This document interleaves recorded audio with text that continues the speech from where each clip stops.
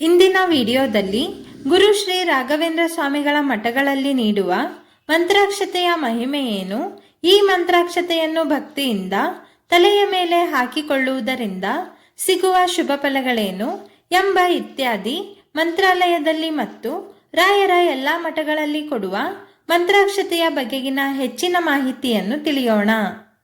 ಭಕ್ತರ ಸಕಲ ಕಷ್ಟಗಳಿಗೆ ತತ್ಕ್ಷಣವೇ ಸ್ಪಂದಿಸುವ ಮಾತೃ ಹೃದಯ ಗುರುರಾಯರದು. ಯಾವುದೇ ದೇವಾಲಯಕ್ಕೆ ಹೋದಾಗ ಹಣ್ಣು, ಹೂವು, ಕುಂಕುಮವನ್ನು ಪ್ರಸಾದದ ರೂಪದಲ್ಲಿ ಕೊಡುತ್ತಾರೆ. ಹಾಗೆಯೇ ಮಂತ್ರಾಲಯಕ್ಕೆ ಹೋದಾಗ ಮತ್ತು ರಾಘವೇಂದ್ರ ಸ್ವಾಮಿಗಳ ಯಾವುದೇ ಮಠಕ್ಕೆ ಹೋದಾಗ ಮಂತ್ರಾಕ್ಷತೆಯನ್ನು ಮಹಾಪ್ರಸಾದದ ರೂಪದಲ್ಲಿ ಕೊಡುತ್ತಾರೆ. ಅಕ್ಷತೆ ಎಂಬ ಪದವು ಸಂಸ್ಕೃತದಿಂದ ಬಂದ ಅಕ್ಷತ ಎಂಬ ಶಬ್ದದಿಂದ ಬಂದಿದೆ. ಅಕ್ಷತ ಎಂದರೆ ತುಂಡಾಗದೇ ಇರುವ ಪರಿಪೂರ್ಣತೆಯ ಸಂಕೇತವಾಗಿದೆ. ಮಂತ್ರಾಕ್ಷತೆ ಎಂದರೆ ಮಂತ್ರಿಸಿದ ಅಕ್ಷತೆ. ರಾಯರ ಮಠಗಳಲ್ಲಿ ಕೊಡುವ ಮಂತ್ರಾಕ್ಷತೆಗೆ ದಿವ್ಯ ಶಕ್ತಿ ಇದೆ. ಮಂತ್ರಾಕ್ಷತೆಯು ಗುರುರಾಯರ ಅಭಯ ಹಸ್ತವಾಗಿದೆ.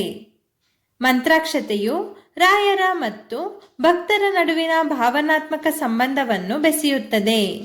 ರಾಯರ ಬೃಂದಾವನಕ್ಕೆ ಅರ್ಪಿಸಿದ ಮಂತ್ರಾಕ್ಷತೆಯನ್ನು ಭಕ್ತರಿಗೆ ಪ್ರಸಾದವಾಗಿ ನೀಡಲಾಗುತ್ತದೆ. ಬದುಕಿನ ಎಲ್ಲ ಸಮಸ್ಯೆಗಳಿಗೂ ರಾಯರ ಮಂತ್ರಾಕ್ಷತೆಯು ದಿವ್ಯ ಔಷಧಿಯಾಗಿದೆ.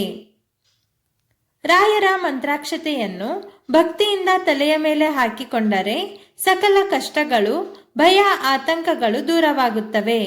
ಮಂತ್ರಾಕ್ಷತೆಯನ್ನು ತಲೆಯ ಮೇಲೆ ಹಾಕಿಕೊಂಡರೆ ರಾಯರ ಶ್ರೀರಕ್ಷೆ ಸದಾ ನಮ್ಮ ಮೇಲಿರುತ್ತದೆ.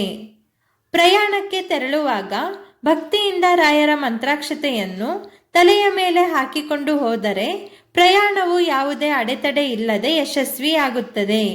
ಯಾವುದೇ ಅಪಘಾತವು ಸಂಭವಿಸುವುದಿಲ್ಲ.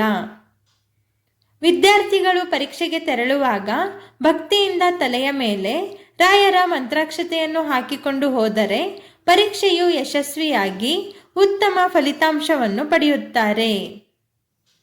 ರೋಗಿಗಳ ತಲೆಯ ಮೇಲೆ ಮಂತ್ರಾಕ್ಷತೆಯನ್ನು ಹಾಕಿದರೆ ರೋಗವು ವಾಸಿಯಾಗುತ್ತದೆ ಎಂಬ ನಂಬಿಕೆ ಇದೆ. ರಾಯರ ಮಂತ್ರಾಕ್ಷತೆಯನ್ನು ತಲೆಯ ಮೇಲೆ ಹಾಕಿಕೊಂಡರೆ ಭೂತ ಪ್ರೇತಗಳ ಬಾಧೆ ಇರುವುದಿಲ್ಲ. ಹೀಗೆ ಶ್ರದ್ಧಾಭಕ್ತಿಯಿಂದ ಶ್ರೀ ಗುರುರಾಯರ ಮಂತ್ರಾಕ್ಷತೆಯನ್ನು ನಿಮ್ಮ ತಲೆಯ ಮೇಲೆ ಹಾಕಿಕೊಳ್ಳಿ ಮತ್ತು ನಿಮ್ಮ ಬಳಿ ಇಟ್ಟುಕೊಳ್ಳಿ. ಶ್ರೀರಾಯರ ಶ್ರೀರಕ್ಷೆ ಸದಾ ನಿಮ್ಮ ಮೇಲಿರಲಿ.